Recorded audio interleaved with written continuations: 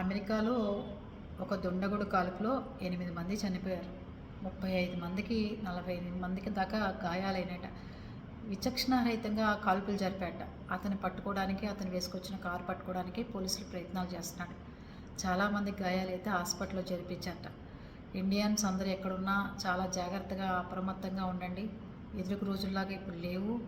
అందుకని రోడ్ల మీద తిరిగేటప్పుడు చాలా జాగ్రత్తగా సేఫ్గా ఉన్న ప్లేసుల్లో ఉండండి.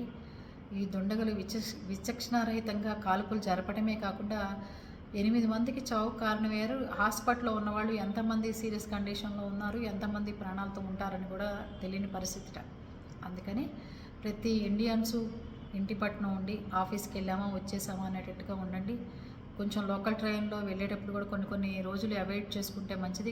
కొన్ని ప్రదేశాల్లో అంత భయపెట్టే విధంగా చెప్పట్లేదు, జాగ్రత్తలు చెప్తున్నాను అంతే.